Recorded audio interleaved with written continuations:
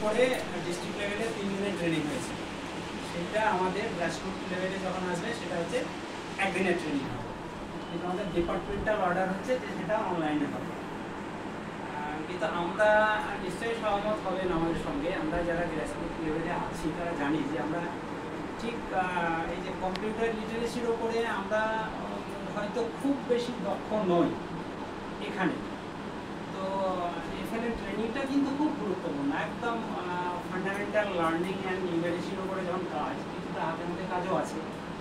আর একটা জিনিস হচ্ছে যারা রিসোর্স পার্সন যারা ওয়ার্কশপটা পরিচালনা করেন, তারা একটা মুখোমুখি বসা আলাপ আলোচনা কাজটা এক্সপিরিয়েন্স শেয়ারিংটা অনেক ইজি হয়ে যায়।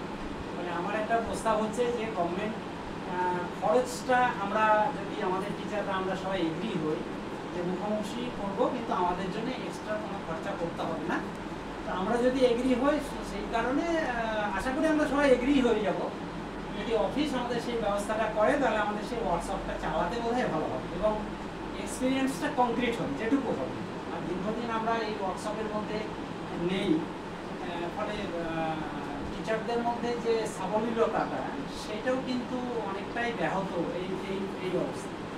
সুতরাং আমি একটা প্রস্তাব করছি, ম্যাডামকে বলবো যে অর্ডারটা যাতে এরকম করা যায়, বাড়তি খরচ করতে হবে না।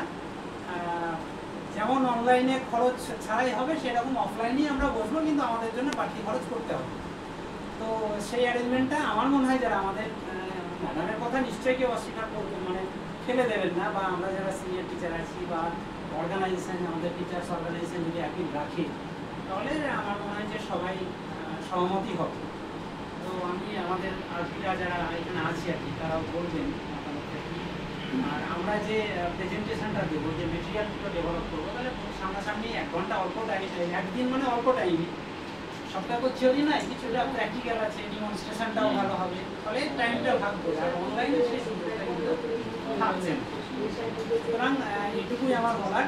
এখন যদি আমাদের আপনারা বলেন বা ম্যাডাম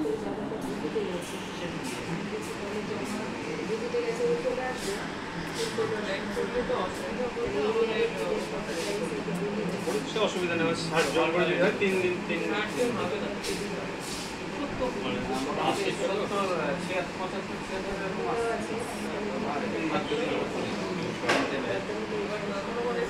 আসলে ওনারা গতকালকে আমার ফেসবুকে একটা যে পোস্ট দিয়েছিলাম সেই পোস্ট ওনারা দেখেছিলেন।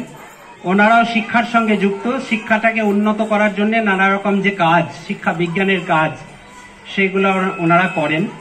তো খুব খুশি হয়েছি, পাশের জেলা থেকে এসছেন। আমরা এবারের একটি করবী গাছ আমাদের বিদ্যালয়ের সর্বকনিষ্ঠ শিক্ষক সৈকত সাহা রোপণ করছে, সহযোগিতা করছেন অপর শিক্ষক মইদুল ইসলাম।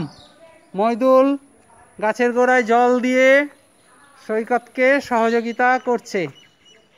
আশা করছি আমাদের স্কুলে সামনে শীতের মধ্যেই ফুলে ফলে পল্লবিত হবে। এই কথা কেন বললো না? তো দেখো আমাদের নেতা মন্ত্রীরা কি করে, ভোটের জন্য মিটিং করে, মিছিল করে, বন্ধ করে।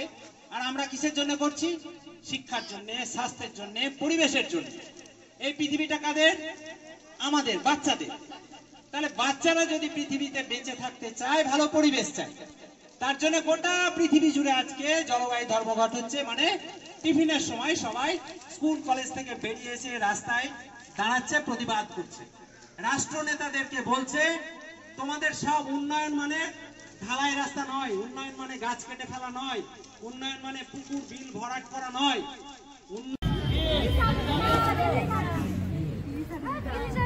এবার শোনো একটা কাহিনী, এবার একটা কাহিনী শোনো। 1983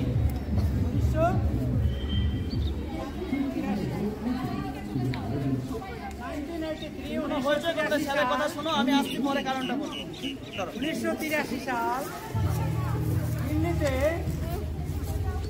আমাদের প্রধানমন্ত্রী তখন শ্রীমতী গান্ধী, ইন্দিরা গান্ধী। আমি মাঠে কাজ করতে গেছি, মাঠে ঘাটে যেখানেই হোক, যেখানে গাছপালা না, আমি এই প্যাকেটের মধ্যে নিজেকে ঢুকিয়ে নিলাম। যেহেতু পাতলা এটা বহন করা যায়, তাহলে এটা কি হলো? অপরিবাহী, মানে এর মধ্যে দিয়ে বিদ্যুৎ চলাচল করবে না। বোঝা গেল? এবার আমি এটাকে ঢেকে নিয়ে, আচ্ছা আমি একটু এদিকে ঘুরে গেলাম। এবার আমরা বলছি এটা এই যে ঢুকে গেলাম, আমি আপনাকে বুড়ি হতে বলেছিলাম, জাস্ট একটা বস্তা প্যাকেট আমরা এইভাবে ঢেকে ঢুকে নিয়ে মুখটা একটু ফাঁকা রাখতে হবে। আর যেহেতু এটা বড় প্যাকেট, ভেতরে অক্সিজেন থাকে, 5 ফুট বাই 7 ফুট যদি প্যাকেট হয়, যেমন কবর, তার ভেতরে আমরা 6 থেকে 7 ঘন্টা এমনি থাকতে পারি, ভেতরে যা অক্সিজেন থাকবে। তাহলে এর ভেতরে যা অক্সিজেন আছে, এইভাবেও আমি অনেকক্ষণ থেকে যেতে পারি, কিন্তু অত দরকার নাই, ভেতরের যে অক্সিজেন আছে। এইবার আমি বলছি কি, এইটাকে নিয়ে মাটির সঙ্গে নিয়ে জড়িয়ে নিয়ে আপনি শুয়ে যেতে পারেন। আবার কানে আঙুল দিয়ে, এই যে কানে আঙুল দিয়ে এইভাবে বসে যেতে পারেন। স্কুলের মাশরুম, স্কুলের মাশরুম আলু দিয়ে রান্না করা হবে আজকে। এটা খুব পুষ্টিকর খাবার, এটা খাওয়া আমাদের অভ্যেস করতে হবে। স্কুলের নিজস্ব ক্লাসরুমে তৈরি মাশরুম, তাই না?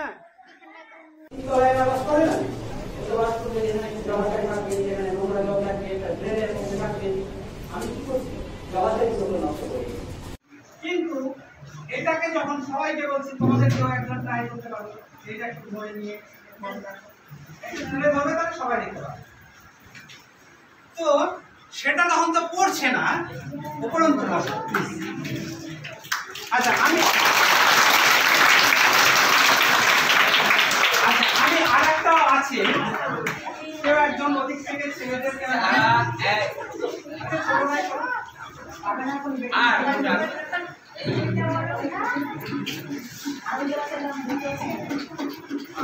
আচ্ছা, এই যে ঘটনাটা ঘটলো, একটা ঘটনা তো ঘটছে, তাহলে একটা সবাইকে আমরা আমাদের মুখ্যমন্ত্রীর শুভেচ্ছা পত্র এবং আমার প্রধান শিক্ষক হিসাবে আমি তোমাদেরকে একটা করে শুভেচ্ছা পত্র দিচ্ছি, তাই না? এগুলো বাড়িতে নিয়ে যাবে, ঠিক আছে? একদম সবসময় উত্তপ্ত অগ্নিপিণ্ডের মতন বালুময় পাথর সেরকমই হতো, অর্থাৎ প্রাণ থাকতো না। যেখানে নদী, যেখানে জলাশয়, যেখানে এই যে পরিবেশ, সুন্দর পরিবেশ, গাছপালা, জীবজন্তু থাকে, সেখানেই হচ্ছে জনপদ গড়ে ওঠে, মনুষ্য জনপদ গড়ে ওঠে। সেখানে শিক্ষা, সাহিত্য, সংস্কৃতি, মানুষের রঞ্জন সব কিছুই সেই নদীকে কেন্দ্র করেই গড়ে ওঠে। এটা আমাদের অভিজ্ঞতা। বহু অতীতকাল থেকেই দেখেছি যে মানুষের যা কিছু পদচিহ্ন, ইতিহাস বিজ্ঞান ঘাটাঘাটি করে সেটা কোথায় পেয়েছি না, তো নদী সভ্যতা, যেখানে বড় নদী, ছোট নদী বা জলাশয় যা কিছু ছিল, সেই এলাকাতেই আমাদের জনপদ গড়ে উঠেছে। অর্থাৎ এটা আমরা জানি, জনপদ গড়ে উঠতে গেলে, জীবন গড়ে উঠতে গেলে, জীবনকে টিকিয়ে রাখতে গেলে নদীর কথা অস্বীকার করা যায় না, জলাশয়ের কথা অস্বীকার করা যায় না। আমাদের শরীরে যে ধমনী বয়, রক্ত প্রাণ স্পন্দন নিয়ে যাচ্ছে, সেটা সেই ধমনী। সেরকমই এই নদী হচ্ছে আমাদের সভ্যতার ধমনী।